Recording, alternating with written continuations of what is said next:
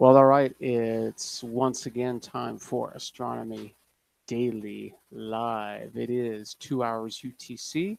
You can call me Cosmic. And hey there, everybody. Come on in.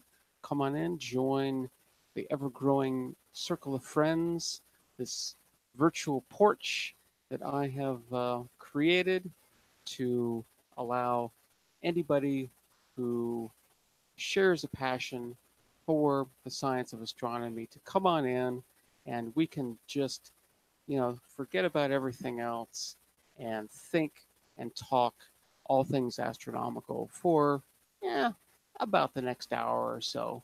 Now, look, this is um, a pretty casual gathering. So, you know, but that being said, right, pretty much all things go here, right? I mean, if there are questions that you have, um, I can certainly try um, give them an answer. Um, Somebody in the chat might have an answer too. So, questions and answers, absolutely. I mean, I'll bet that I have as many questions about astronomy uh, that you do. Now, maybe they might be different, right? But, uh, you know, how things go, right, is that the more you learn about things, the more you wonder. It's like, oh, okay, well, all right, I understand that, but now, that causes me to ask this and this and this and this and this. So knowledge is actually a sort of a question multiplier, right? The more you know, the more questions you have, and that has been my experience uh, my entire life. As I've gotten older, I've learned a lot more, or at least I think I have, and the questions have just gotten more and more and more numerous. It's this huge pile, right? That just keeps getting bigger and bigger and bigger. And so, it's almost to a point where it's like, no, no, no, I don't want to learn anymore because there's too many questions. No, no, definitely not. And actually, Buckminster Fuller uh, said, and I don't think I'm paraphrasing or anything. I think this is what um, he actually said, and that is, uh, you can never learn less. You can only learn more. And that is very, very true. The only thing that I would say about that is I would add a little uh, um, like addendum to that, and that is you can forget, right? Which isn't quite the maybe it's not quite the same as learning less. Don't know, uh, but yeah, I I totally agree with that statement in general. Is that there's no way to learn less. Um, that's just not in sort of the nature of that kind of activity. If you're learning, you're always learning more. It just yeah, that's just how things go, right? So yeah, so that's what this live stream is all about. Is uh, looking for knowledge for sure. Trying to figure things out. Uh, but it's also, asking the next set of questions, coming up with the next set. So it's like, okay, well, if we think we understand this, then it's sort of like, okay, well, then what about this and this and this and this, right? So I'm gonna check my chat really quick, see see if the oh, okay, yeah, the origin of my channel name. Okay, that actually goes back to 2002, 2003, uh, and back then I was very very much into um, um,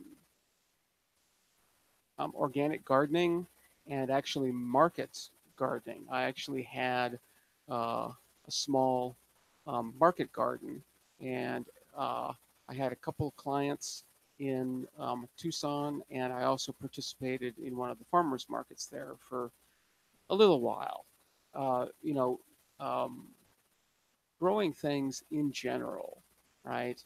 Um, and specifically, you know, growing for market is hard work, and my work was actually compounded because the property I was on was extremely small, so I didn't have any land to grow in sort of the quantity that I needed. So I actually found some people who would let me use parts of their property for a garden, and I did that in. So I grew a little bit in my area, but then I also grew in two other locations. One was, yeah, one was probably about maybe 20 minutes away from me. The other one was about 40 minutes away. And so what I would do is I would go to one day and one the next, and then one, you know, back and forth. Um, so you know, especially on market day, what I would do, you know, the markets usually usually they want you there maybe around 8 or 9 um, um, a.m. Right? So I would probably be up.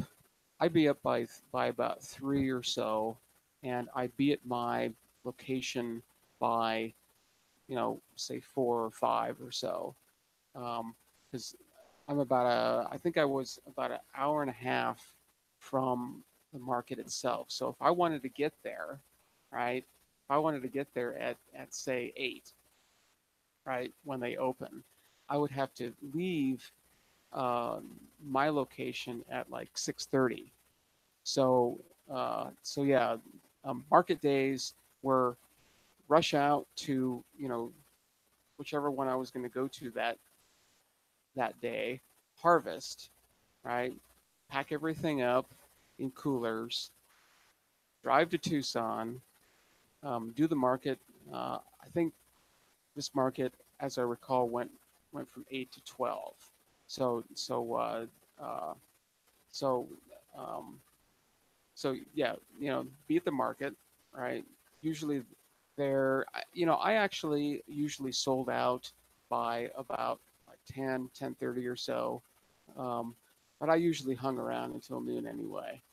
Um, and uh, when I first started doing it, when I first started that first few times, I actually brought my other telescope, which is a 10-inch Dobsonian, um, with a Newtonian focus, of course. Um, I brought that to the farmers market with a solar filter, and so while um, people were shopping at the market, they would walk by my booth, and they would see this thing, right? And nobody knows, you know, um, people who you know don't know astronomy, right? Don't know that that is a telescope, right? It looks like something they've never seen before. So you know, and of course I know this, right? I know this. I know what it's going to do, right? Is it's going to do two things. It's going to satisfy me in two different ways simultaneously. Okay. The first way is that I get to do astronomy, right? I get to do astronomy because what's going to happen, right, is that somebody, in fact, everybody, is going to walk up to that thing and say, "What is that? What is that?" And that's all I need, right? That's my hook. Because once they ask me, what is that? It's like, oh, this is a telescope. I'm looking at the sun. Would you like to look at it? I've got a filter in front of it, so it's not going to hurt or anything. In fact, that's what the filter is for. And they're like, well, yeah, you know. So we'd look at the sun. So that satisfies uh, the astronomical urge, right? Number one.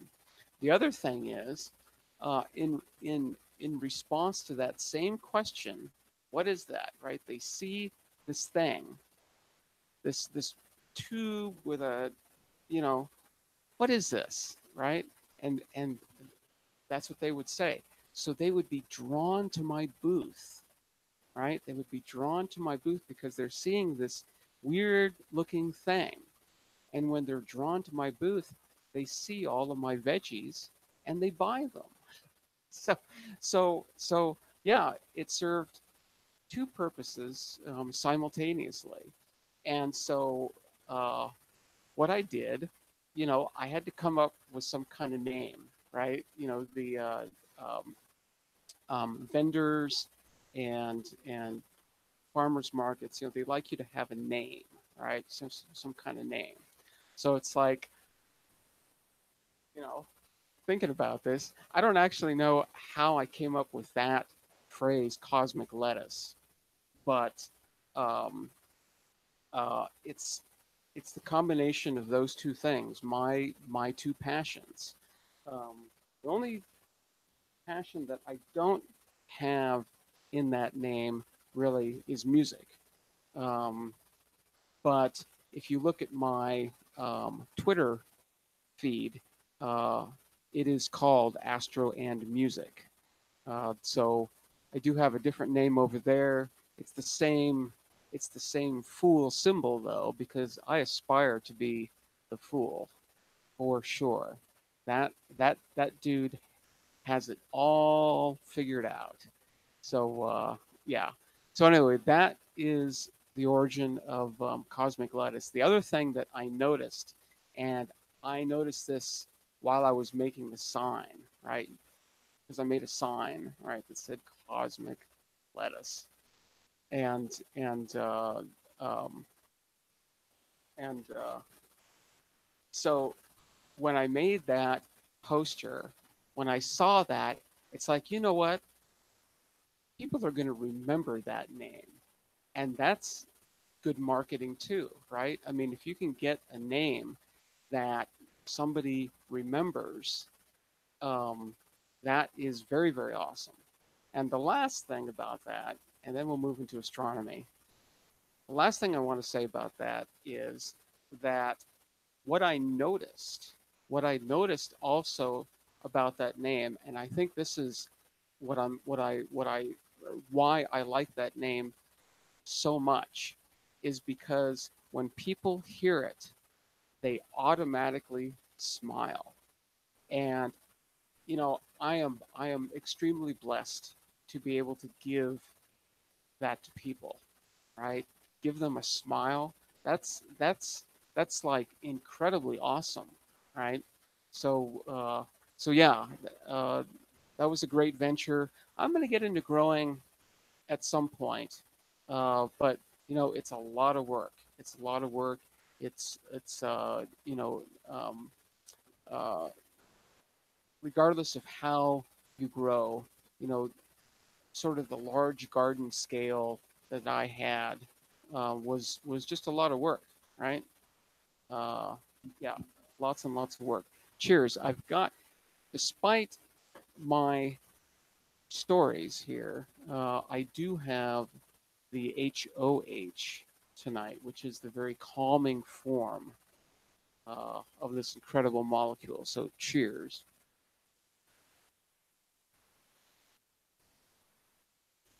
Now, I don't see anybody on the panel. You didn't get the link, Bobby. What did I do? What did I do? Did I not send it? It's possible I didn't send it. No, I sent it. Um, let me check my my sent mail because I'm pretty sure I sent it. But if I didn't, I will send it again. I'm certain that I sent it. Let me see who I sent it to. Well, it's not taking its time there.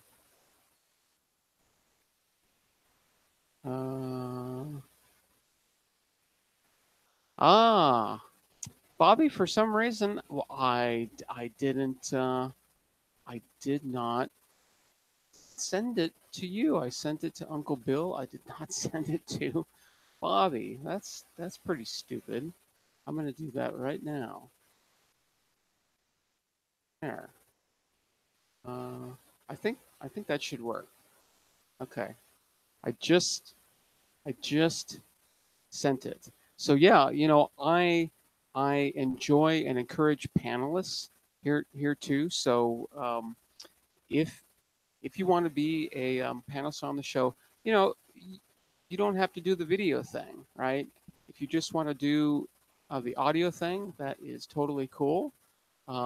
So if you want to be part of the panel, which I think would be sort of a really, really nice uh, um, uh, different thing to do on this kind of live stream, because that kind of interaction isn't going on at all. So you know, if I'm able to fill uh, that kind of a niche, yeah, I think I'm going to. So so yeah, if you'd like to be a panelist, you can send me an email at cosmiclettuce@gmail.com, and every single day, there comes Bobby.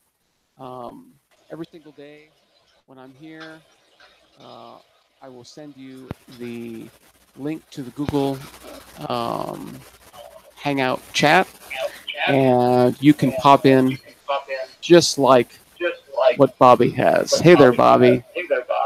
Hey, well, man, what was wrong with you? You forgot to send the link, dang it! Oh, just bad Cosmic. Yeah, it's like, what the deuce?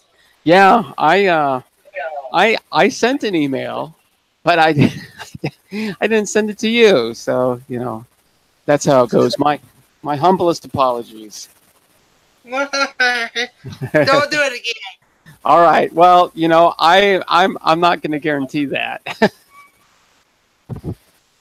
You got to keep me on my toes. Everybody here has got to keep me on my toes, right? Because it's like, you know, I'm very much, you know, sort of a mad scientist, right?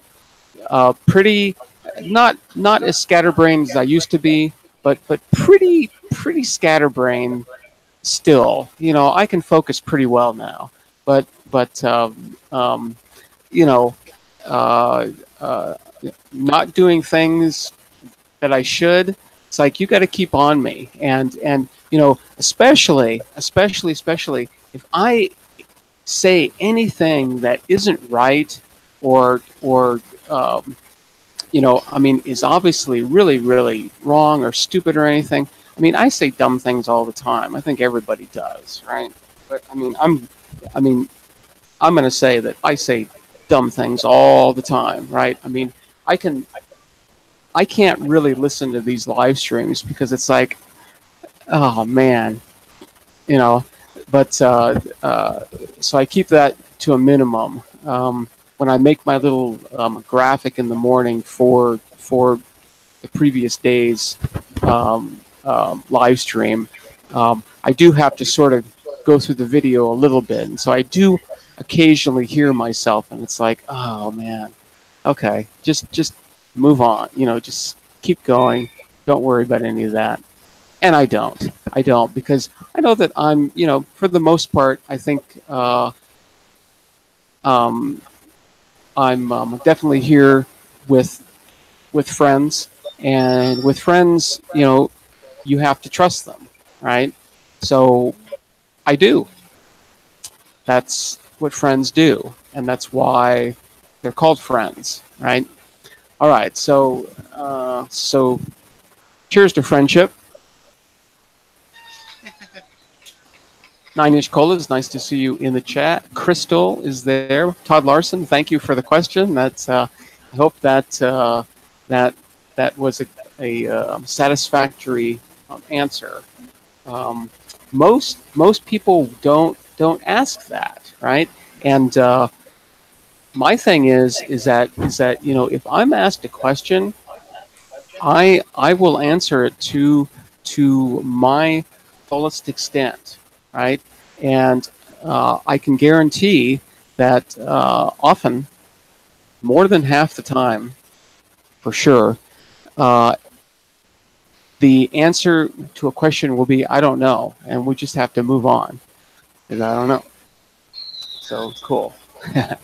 Yeah, I sort of miss the gardening days a little bit, but yeah, it's just I mean, one has to choose certain paths. One cannot possibly do everything, and that's one of the troubles that I've always had is that I want to do everything right to its fullest extent, and you just can't. So what I've done is I've chosen couple of things, right? 2 or 3 things, no more than 3, and it's like that's it, right?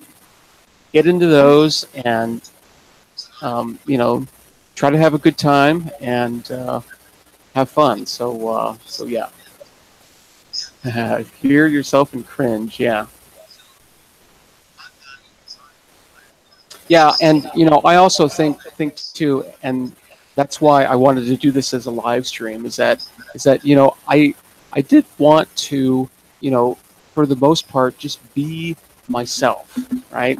And like I've said many times, the only thing about this live stream that I'm doing differently is that I'm talking. You know, I'm definitely not a talker. I don't really like gabbing or anything like that. I like to listen, and I do participate in conversations, no problem there. But just talking and talking and talking and talking, no. I'm a really quiet dude most of the time. What I'm doing in this live stream is I'm just vocalizing my thoughts. So even though I'm a quiet guy this way, right? It's a it's a madhouse in here, right? It's just insanity. Uh, so and It's just like the little whorehouse in Texas. well, yeah, everyone has different parts of their mind for sure. Yeah. I was thinking about my request for a panel this week was ignored. I'm just going to watch the fireworks on Facebook. Yeah, yeah. So yeah, that's and as I was saying right at the beginning, this can be question and answer. I'm more than happy to do that. Just realize that I also have the option of um, asking questions too, right? Because this is a circle of friends, right? And we're just sitting on the back porch, right? With maybe some kind of an awning, right? And it's dark and it's clear and you can see all the stars, right? And we're just sitting around talking all things astronomical. That's it. So yeah, question, yeah, of course, but there's lots of other things too, right? Telescopes, all kinds of instrumentation. We can talk about, you know, galaxies, binary stars, um, clusters, nebulae. Um, we can talk about specific papers, and I do that a lot here because that's sort of what I like to do, and you're sort of taking a ride on my journey, and I'm sharing it, and I'm happy to do that. You betcha. Cheers, Man. Matt. All right, so I wanted to actually talk about a post in the chat yesterday that I saw at the time, but you know, when I'm doing this live, I'm not paying full attention to the chat, and I wanted to I actually copied and pasted it over onto my Discord server. So let's go over there, and then I'll sort of springboard off of there, and hopefully it won't take too long. It shouldn't. I can sort of give you the short version. Um, so Jandra Uli made this comment that exposure speed is something that astronomers look at. The longer the exposure, the less fuzzy the image will get. And this is needed to get around the distortion caused by the Earth's atmosphere. Jandra, that is really incorrect. And I also understand, I think I understand what the misunderstanding is with that. So seeing is seeing. So I'm gonna pop back to my ugly mug here. So seeing is seeing. The light coming from objects beyond our atmosphere is distorted by the atmosphere due to a number of factors. But what it comes down to is actually refractive index. So you know, as the light travels through the atmosphere, it can go through a bunch of different kinds of stuff, right? It can go through water vapor. It can go through hot air. It can go through cold air. It can go through dust. You know, it can go through a lot of different kinds of things.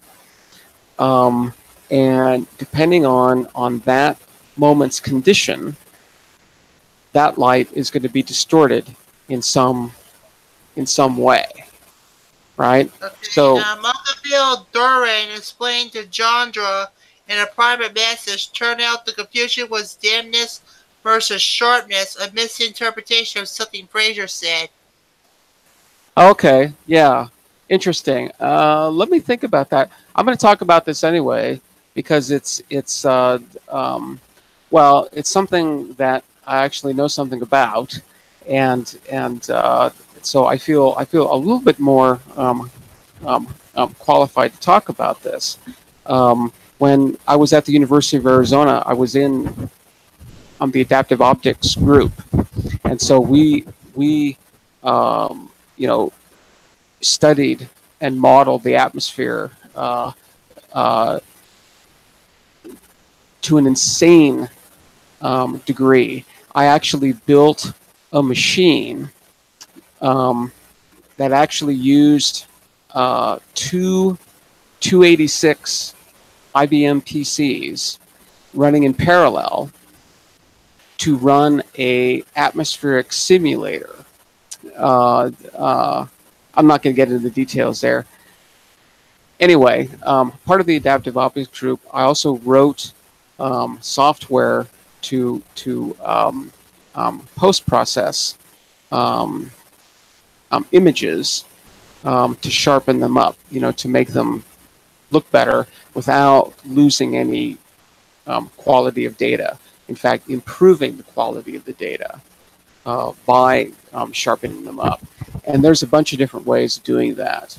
So yeah, this is just something that I'm moderately qualified, you know, to talk about. So so seeing happens, and depending on the conditions of the atmosphere at any given moment, seeing can be really, really good, which means that take for instance a star, right, which is a point source, right?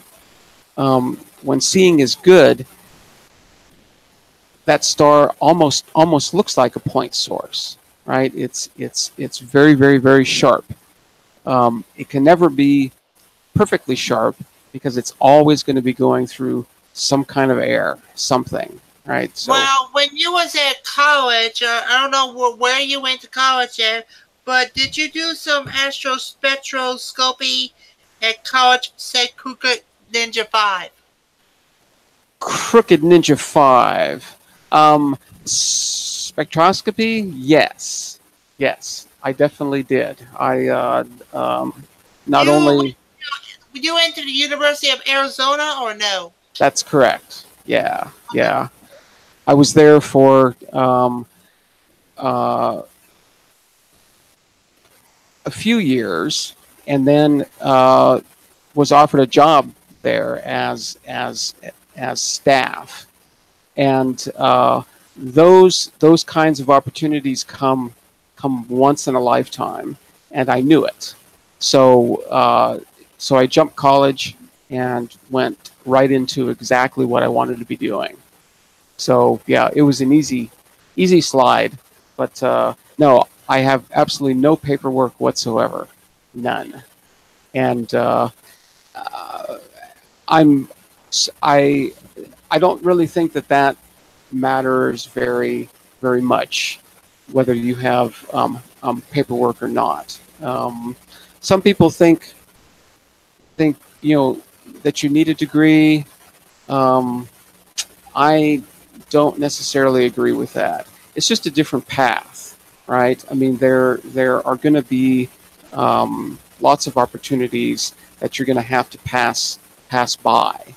Um, so, okay, I want to get back to the seeing thing because that was going to be really, really, really short. Um, so, so seeing is going to happen, right? Good seeing, a point source star is going to look pretty point sourcey, right? Under bad seeing, when there's a lot of distortion, then a point source is actually going to look more like an extended blob, right? Now, that extended blob has a lot of interesting structures that are called speckles. And I'm not going to get into this here, but there's actually a way to exploit that problem and actually get really good images from extremely distorted things. It works amazingly well, and it's super simple. It's just super easy too. So yeah. So seeing happens, right? And when you take a long exposure of that star, okay, what you're going to do is you're going to start accumulating um, um, pictures of that star when the seeing is a little bit better, right? Small, and when the seeing is a little bit worse. And it's very dynamic, right? Sometimes the seeing is really, really good, and sometimes the seeing is bad. And that can change in actually milliseconds, right? It can go from really, really great to really, really bad, really fast, and everything in between. So when you do a long exposure, you are not improving the sharpness of that image. What you're doing is you're getting an average, right? So you're not seeing the worst, and you're not seeing the best. You're seeing all the middle ground part, which is definitely better than the worst, right? But it's definitely not as good as the best. So there are two ways to deal with that. The first way is with adaptive optics, and that's when you actually sample that starlight and you measure the distortion.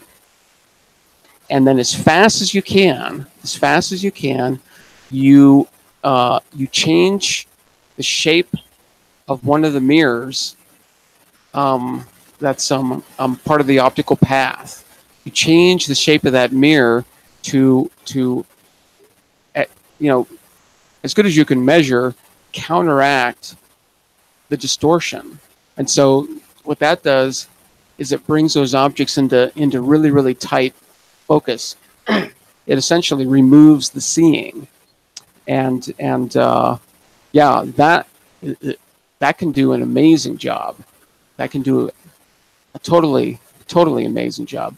The other thing that you can do is a technique that's called lucky imaging. Lucky imaging, and what that is you take a long sequence of very, very short exposures. Maybe like a video rate, right? 30 frames a second. Cosmic? Yes. Otto says my local astronomy instructor thinks adaptive optics revolutionized underground astrophotography. He thinks some of the photographs taken on Earth rival those taken by the Hubble. And Uncle Bill Duran also said that's why stacking shorter exposures works so well. We could dump the ones that blurred. Yeah, and that's actually what I was just going to get to now. Atta, I was blessed to be with one of the groups, and this was in the mid 1990s, right? So this is like 20 plus years ago now. And Uncle Bill Duran called it lucky imaging, the stacking technique. Yeah, I'm going to get to that in just a second. I'll sort of explain that a little bit more. But I was completely blessed to be part of the adaptive optics group during that time period because it had just been actually declassified from the Air Force. The Air Force, just so you know, has been doing this kind of adaptive optics since at least the late 70s or so. They have, and I can talk about this now. I saw an image. Hold on one sec. I saw an image of one of the astronauts doing one of their EVAs outside of the space shuttle, and I could see his hands. So and I saw that picture in 1988. So yeah, the Air Force is at least 20 years ahead of us in terms of that kind of technology, and I dare say they probably still are. Who knows what they're doing now? Who knows? But yeah, the Air Force was doing it in the 70s and 80s. They declassified it, sort of the techniques, the intellectual property. Actually, what the Air Force gave us was the technology. We already knew how to do adaptive optics. We just didn't have the technology to do it, and the Air Force did. And so once they declassified that, probably 1989, 1990 or so, declassified, the astronomers grabbed that like you betcha. And I was really blessed to be part of that group. We had a blast, and I don't regret anything at all, right? But the one thing that bums me out is that I left that that group for a job that I thought was going to be better. I thought I was, moving up, right? And I was young and dumb, didn't realize what I had, didn't. Okay, If I were, Crooked Ninja 5 says, I love astrophotography. I've been only using the Canon T3 with Magic Lantern software, but I only use the stock lenses up to 300 millimeter, and he also uses the Deep Sky Stacker for stacking images. yeah, cool. Yeah, I should finish that up. So And he's also planning on getting a f2 scope one of these days. cool, very cool. Yeah, f2. That's really fast. That's really fast. Is that going to be a refractor, or is it going to be a reflector? Because yeah, f2 for either of those, that is fast. That is really, really fast. So yeah, lucky imaging is when you essentially take a video of your object, and what that means, of course, is that you're limited to how faint you can see, right? So this works really, really well on planets, right? Maybe some binary stars, but you got to be able to see the thing, right? So if you're taking a 30 millisecond exposure, the brightness of your target, definitely has to be pretty high. So this technique is limited a little bit to bright things. So Uncle Bill is saying, Uncle Bill, yeah, you was gonna read that? Go ahead. The period Cosmic is speaking of, the 90s, is when all this stuff started happening. The declassifying of optics and the CCDs reaching the amateurs where we could play with the software. Yeah. And Crooked Ninja says it's a refractor, he believes. Wow. Yeah, wow. So an f2 refractor, that's almost like a fisheye. What's the difference between a refractor and a reflector? A refractor uses a lens to focus the light. A reflector uses a mirror.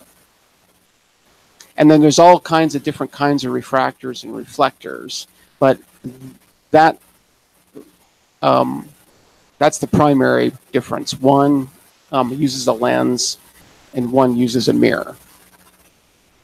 It was actually not until Newton, I think Newton was the first, the inventor of the reflecting telescope. Until him, they were using refractors, with lenses. So yeah. So yeah, lucky imaging can only work on bright things, generally speaking. But the idea there is, right, like I said, sometimes the seeing is really, really good, and sometimes it's really, really bad, and a lot of time it's somewhere in the middle, right? So, but what if you could take those images, right, that video, and sort of look at them one by one and find those where the seeing is really, really good, and sort of save those, right? So go through your images, right? And if you're running at 33 hertz, right? 30 hertz, okay? 30 hertz, that's normal video rates. That's 30 times a second, right? So say that you do 10 minutes of data, right? So 10 minutes is 600 seconds, right? At 30 frames a second, you've got 18,000 frames. So, what's easiest, since you probably don't want to go through those one by one, right, yourself, you can write some software to sort of measure the seeing, and those that are, well, you can filter these any way you want, right? You don't have to limit yourself to, I only want the best ones, right? Maybe you want to look at the worst ones. Maybe you want to look at some kind of band, right in between. It's up to you. But Lucky Imaging, that picks out the best ones, best seeing ones. And just a guess, but I would say maybe 2% of the images you get are going to be good seeing. And again, that's just because the atmosphere is constantly changing, right? That light is going through an extremely dynamic thing. Okay. Uncle Bill Duran says F2 is super difficult curves to grind and polish. Well, even in a mirror, much less a lens, generally only see it in short focal lengths like fish eyes. Yeah. Look at Ninja 5 said an F2 would tough to polish with a reflector. Yeah. Actually, most of the mirrors that are being made these days are actually faster than F2. I can't give you any numbers, but I want to say that I think some of those mirrors that they are making there, which I was also incredibly blessed to help with. I don't know if you noticed this picture above here, right? But this is the first ever made 8.4 meter mirror. It was made in the Mirror Lab at the University of Arizona, first of its kind, and I am. You can't see me, but I'm right there. Contraya! Here comes Hip Raptor on the porch. Hey there, Hip. Nice to see you. So I believe this mirror is f1 1.75. When you stand next to it, right? When you stand next to it, it looks like a salad bowl, right? I mean, it's just really deep in the middle. I forget the dimensions exactly. This of course is 8.4 meter mirror, 8.4 meters, right? So this is about a meter, I would say. The thickness, right? But I think the depth in the middle was something like, I want to say like maybe 40 centimeters. Maybe not that many, maybe 30. It was really, really deep. Really, really deep. So I don't know how I got on that. Anyway, so with software, you can grab all the good ones, right? Good seeing ones, and stack those. And then you'll get an average of the best ones. And those I think are the Crystal images Gems Kaplan was looking at that on that photo with the HST prepping up and stuff. Is that like on that photo? Is that like when they were preparing the HST or what? Are you talking about this? Yeah. No. This mirror here actually is used at the Large Binocular Telescope, which is actually just to my north. I see it every day. It's this big white eyesore in the sky. Alright. And Uncle Bill Duran said the first article I read about stacking was an amateur that stuck a webcam on his scope for Jupiter. Yep. 30 FPS for an hour is 108,000 frames. He can throw out 95% and make a super sharp image. And Yep. he read that article 20 years ago. Uncle Bill, I was writing software in 1988 to do that for our data. We were doing speckle imaging, and we needed a way to edit our data, and so I wrote a program to do that. And one of the functions of this program was to measure the seeing and, keep or toss images based on the parameters that I set. So that's 30 years ago. 30 years ago. Now, where at in 1988? Because I was just a baby in 1988. That was at the University of Arizona. Yeah. What month? All of 88. Yeah, I actually started working for him in February of 88. Oh, February, I read that's like August, September, October, November, December, January. I was only just 8 months. Wow. You're just a baby. I told you I was a baby. Well, I've got a ever growing older mind or body and a 26-year-old mind. So watch out.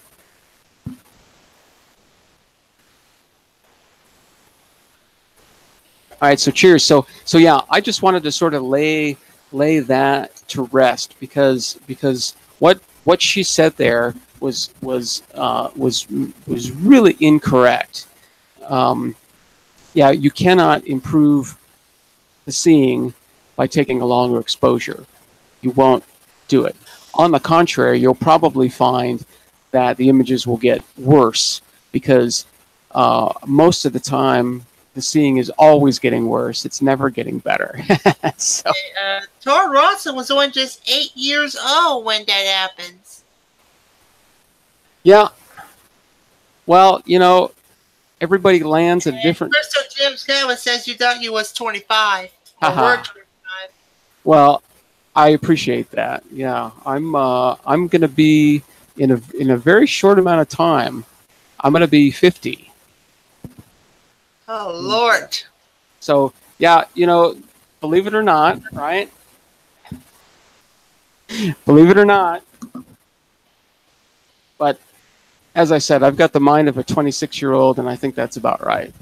And Otto was 40 back then as well. Sweet. Sweet. All right. Well, anyway, so that's that. I just wanted to sort of clarify there, and use it to talk about things that I actually know something about. So yeah, you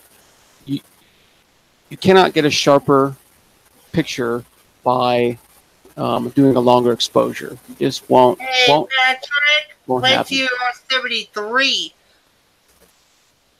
Yeah, well, I keep waiting. And it's just not there yet. Not there Now, yet. why 73 over 65 when you could have got your disability or SS, Social Security and stuff? Yeah, I don't know what it's going to be like at 73. That's still pretty far away. So it'll probably come pretty fast though. But no, I think it's going to be interesting. I'm sort of I like John Denver's line in one of his songs. It turns me on to think of growing old. So it really does. I've as a kid, I wanted to be an adult, probably more than anything else. Equal to that of being an astronomer. I wanted to be an adult. I just saw way too many limitations, both internal and external. That was like, man, I cannot wait to get out of this suit so I can actually do some stuff, right? So yeah, I'm yeah, and really I don't pay much attention to age or anything like that. I don't. I probably don't have a lot of control over that anyway. So we just wanted to chat with age stories. Yeah, age stories.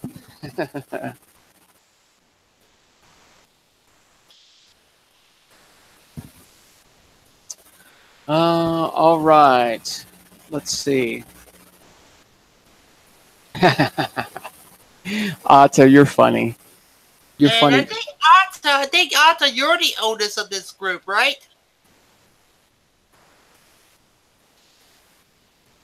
I think so. I think so.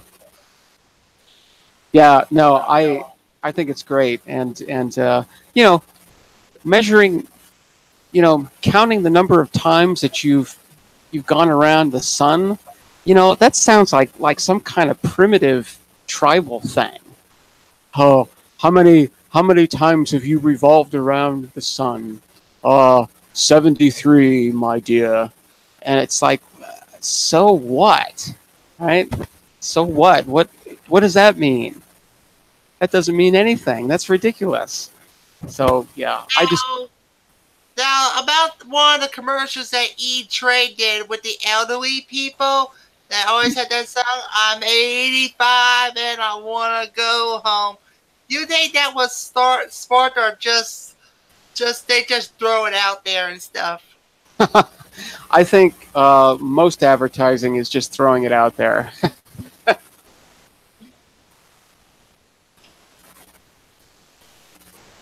Yeah, very cool. All right. Anyway, let's. Oh man, let's see. Let's do a quick object of the day again, and we'll do. Why don't we do a Messier object? And maybe I'll sort of split this uh, over today and tomorrow.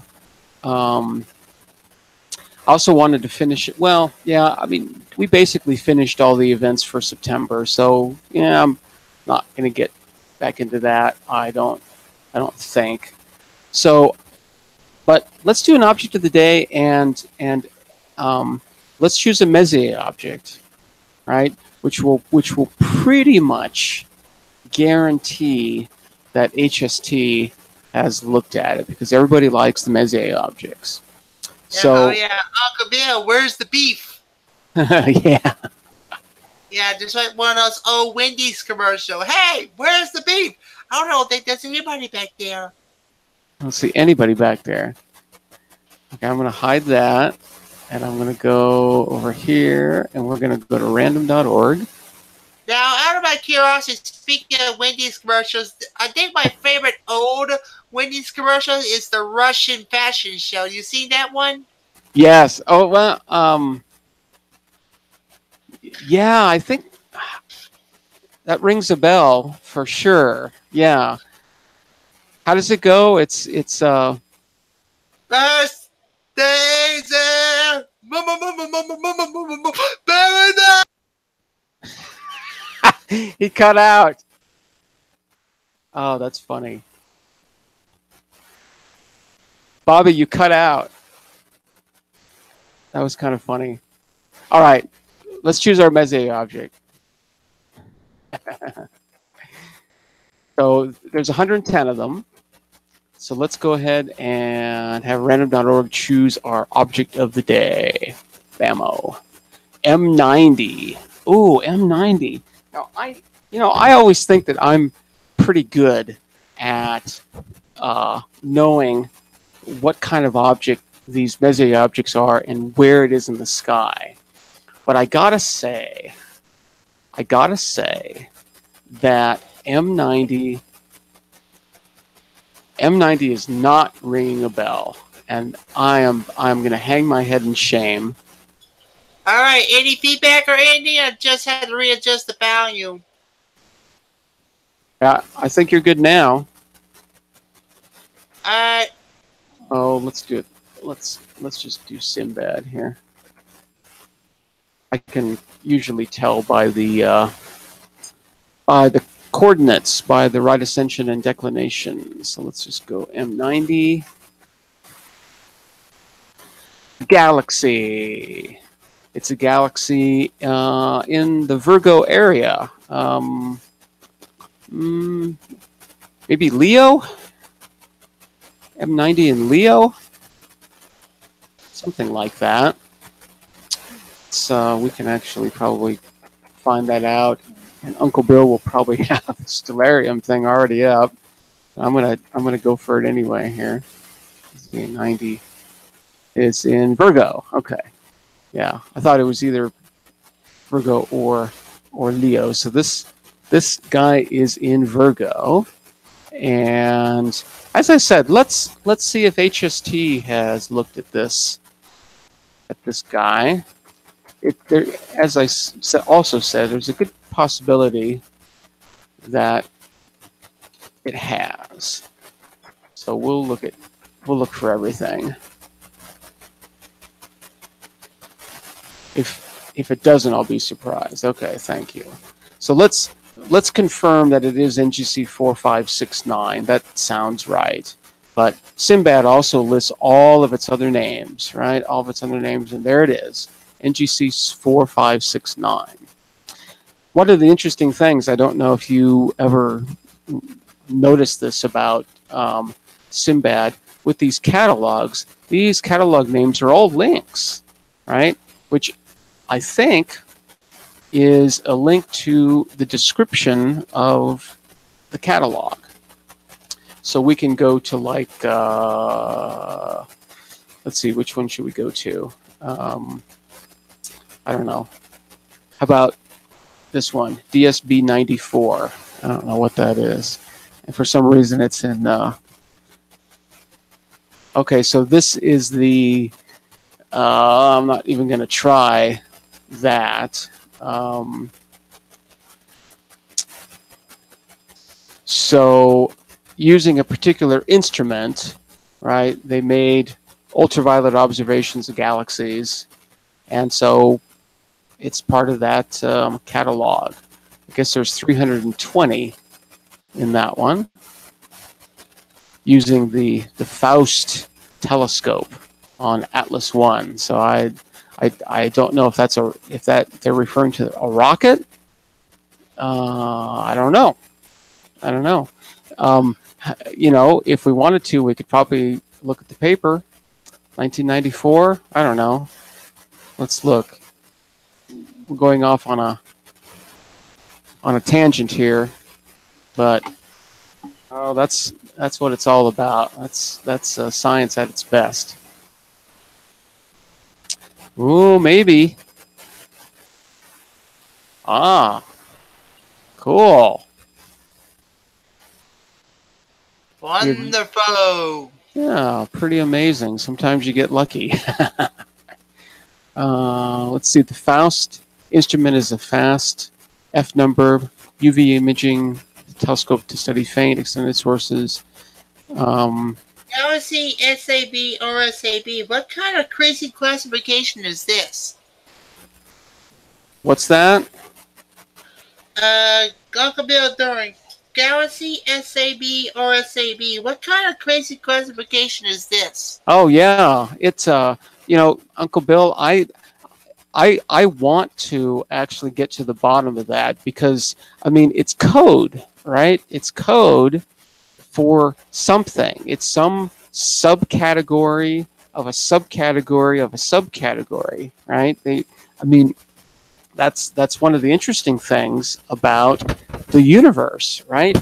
Is that the diversity is crazy. I mean, it's almost like every single object is its own class of object, and so yeah, I think we're starting to run into trouble when it comes to categorizing things. We need. I mean, if we're seeing similarities, you know, if we can group things, then we have to really think carefully about how we're going to, you know, set the parameters for those groups. If things are starting to blur together, where you have to do that kind of stuff, right? That's just kind of weird, right? So let's see what Sinbad classifies it as. Whoop, I guess it's over here. So Sinbad is calling it an SAB, and I'm not quite sure what that C is there, but and I'm not quite sure what the B is. I mean, it's a subcategory of SA. SA means spiral A-type, and A-type spiral has these nice open open arms here. So yeah. Anyway, it sort of looks like it did fly on a rocket. Yeah. Not quite sure if it was a payload or what. Anyway, it's so easy to get off onto these tangents.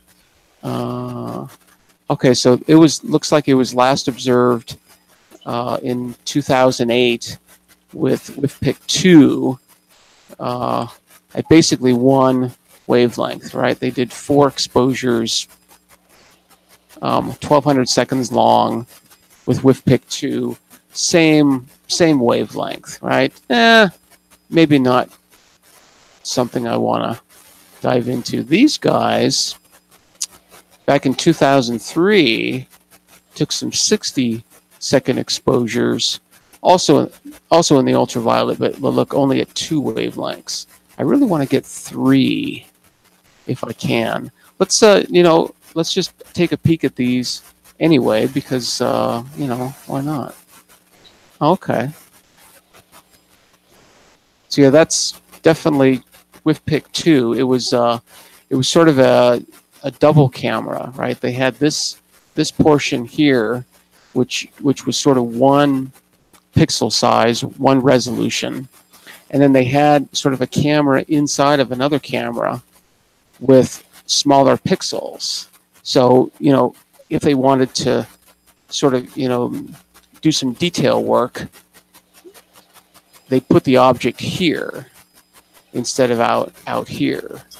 So you just get higher resolution. Martha, what is the method of naming and categorizing in any branch of science taxonomy? Anyway, it is considered very important in most branches of science to get it right. Yeah, it does come down to taxonomy. We call it morphology. So yeah, but it's the same thing. We're trying to categorize things. That's just what humans do, and we like to complicate things too. So combination of those two things is sort of the mess that is shown there. SAB, RSAB. It's like, what, huh? So yeah, morphology though is what the astronomical community calls it. So yeah, I mean, it's extremely similar to taxonomy, and that's an interesting thought is to categorize galaxies in terms of kingdoms and phylums and genus and species. That's an interesting thought, actually. I don't know if anybody has ever thought of that before, but it's instead of morphology, which is sort of a physical description, right? You do a taxonomy, which is more of like families. Yeah, interesting. Anyway, WIFPIC 2 is a really noisy camera. It's got a lot of problems. These little guys here are cosmic rays, right? And there's a lot more cosmic rays detected in space because the atmosphere tends to mess with them a little bit, reflect them, or at least divert them. So yeah, there's usually a lot more cosmic rays in space. At least that's my understanding. What you get, right, with the HST is as sharp of an image as you can possibly get. Believe it or not, this is I guess I would say this is overexposed, but they were probably trying to image this portion, not necessarily this portion, right? Maybe there's some interesting things in here, right? It's kind of a weird fan shape there. But, they were probably imaging this part. There's a lot of clumps here, probably, you know, like star forming regions and whatnot. So it's a mess. It takes a lot. It takes a lot to clean these up. It can be done, and is done on a regular basis. So let's see what ACS did with that. ACS is another camera. It's the, oh man, I don't remember what ACS actually stands for. It's a lot. You know, it can't see in as much detail, right? But there's the same object taken with the ACS. Again, not incredibly interesting. That's at one wavelength. Let's look at the other wavelength really quick. Okay, yeah, so pretty different, right? Pretty different. That's two colors. We can do something with that, maybe. What do you think? Should we just grab these? It's not going to be very exciting. They're pretty small images. Let's see. Let's put it. Let's just make a new one. Call it 180903. Put it there. What is this? M90. M90 001. And let's grab the other one. Oh, save it. Let's grab the other one and do the same thing.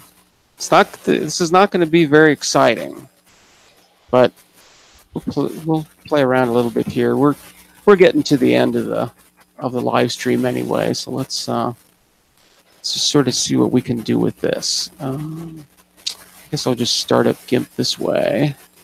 Oh, where'd he go? There he is.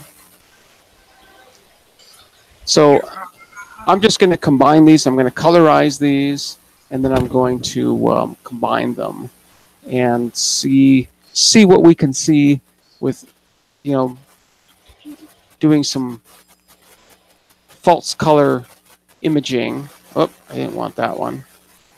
Open as layers. So I'm going to grab them both. That now, one. why did you do 2 instead of 3? Because, let me go back to the HST.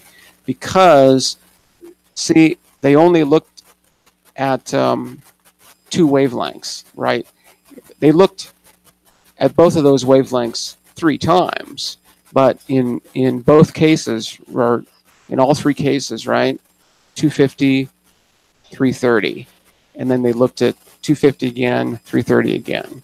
So they only looked at 2 different wavelengths, and those are the 2 different wavelengths that I grabbed and now have in GIMP. So I'm gonna get that. So you should have no problem colorizing them, right? Yeah, the colorizing is the easy part. It's sort of getting the right colors and the right combination that is sort of the tricky part. But, you know, this is just for fun. So come along with me, and you know, we'll just sort of enjoy ourselves here a little bit. I know I'm running a little bit. Says that's okay. We understand that old man at 50 cannot provide excitement. Just kidding. No, I absolutely cannot. In fact, I run away from all kinds of excitement. So those are the 2 images, and they look like they're pretty stacked, right? It doesn't look, you know, unfortunately, I really don't see any other background stars. Maybe there's one right there. So, but that looks really, really good, right? Let me, I'm going to zoom in on that particular star. I'm going to really zoom in. Okay, this guy right there, right? Let's go even more. Let's go 800. Okay, so there's that star.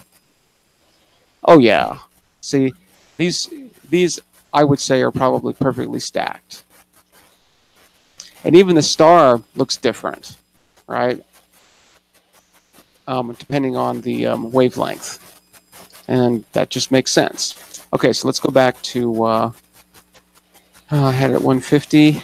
Yeah. So we'll see most of it. So let's take this first guy, and actually let's do that. So I've now combined them. Right, there's this so-called screen function that allows me to they essentially get added. So okay. So that's what 1 looks like. That's what 2 look like. It's kind of hard to see anything right now because they're grayscale. What I'm going to do first is I'm going to invert these. Excitement is best experienced from a distance with a telescope, said Uncle Bill Duran. Yeah, that's very, very true. So here I've just inverted them. So now bright is white, and faint is black or gray. And I'm just sort of flashing in between these. So that's 1 and that's both. So now let's colorize them. So I think what I'm going to do with these is I'm going to go, let's see, the first one, 0, 1. Let's go back to the thing. So the first one was at 250. The second one's at 330. So 250 is bluer than 330. So let's make the first one blue and the second one red and see what happens. I mean, what we're going to get is a purple. But, you know, we got to start somewhere. So the first one, let's make it blue. And the second one, let's make that one red. So there we go. Atawata, that's where she gets most of her excitement is these days through my telescope, and it's actually pretty exciting. Oh yeah, totally agree. So yeah, I mean it's purple, right? So that's not incredibly exciting. Let's hey, it's purple. Deal with it. Well, yeah, you got to deal with it, but you know, let's play around a little bit. I've got 20, you know, 2 to the 24 possible colors. So you know, let's use them. So I'm going to go sort of this other blue and this other purple. There we go. Looking more better. Now at least the center is white, right, as opposed to purple. So it's all that false color imaging does is it allows us to sort of maybe see features that we wouldn't normally see. And the reason why, you know, they're taken at different wavelengths is for that exact reason, right? Yeah, when we look, and hey, Cosmic, check the chat. Check the chat. Gotta check the chat.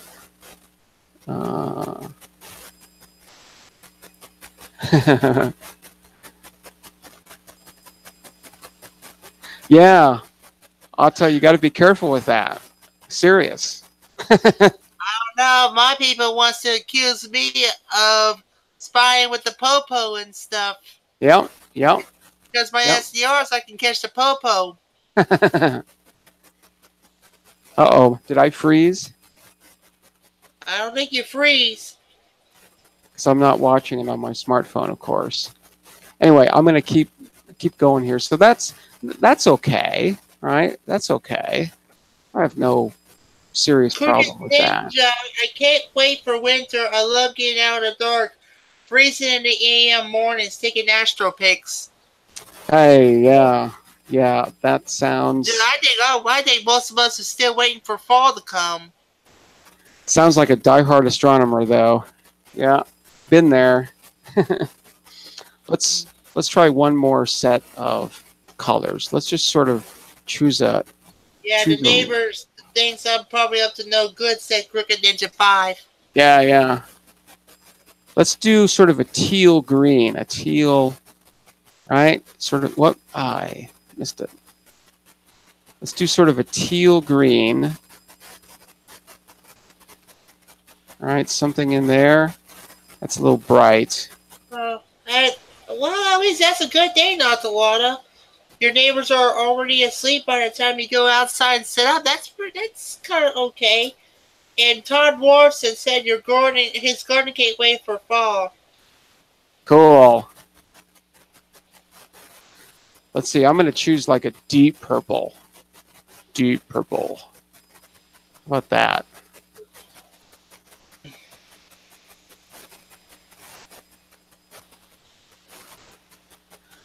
Oh, I never chose that one. There we go. Okay. So that's that sort of dark green and that purple combined. That's pretty good. That ain't bad. That's not bad. Kind of noisy, right? We could, if we merge these. I'm going way over time, but I'll finish up here in a minute. Let's just sort of blur it a little bit. Yeah, that doesn't really help much. No, I like that a lot more. That's not bad. That's not bad. I'll keep that. Yeah. All right. Well, as I said, we've definitely gone a little over time here, so I want to respect everybody's time. Greatly appreciate you coming in. Come in anytime you want. Right. This is a live stream. Happens every single day, starting at 2 hours. UTC usually goes for an hour 10, hour 15 or so. I always say it's going to last an hour, and it never does. So because man, you gotta refresh with this ninja. Yeah. So yeah, there are so many things to talk about in terms of astronomy that I mean we're never going to run out, right? I mean we've got the whole universe to talk about, and we've I mean there's just so much, right? So much, and that's what this live stream is all about. Is just sharing all of that, sharing knowledge, sharing experiences, sharing the journey, right? I mean, it's just an amazing journey we're on, and I just stand in awe. So, all right, with that, I'm going to get out of here. I will see you all in a little less than 23 hours, right? One rotation, moving fast, moving pretty fast, but just one. And we'll be back here, meeting up again, talking all things astronomy. So make sure to subscribe if you haven't already. Thumbs up if you please. Thumbs down if you wish. That's okay. You'll make some comments. I always like to see those. I always like to respond to those too. There have been some good ones lately, and that's the kind of stuff I definitely like. So all right. Take care, everybody. I will see you on the spin.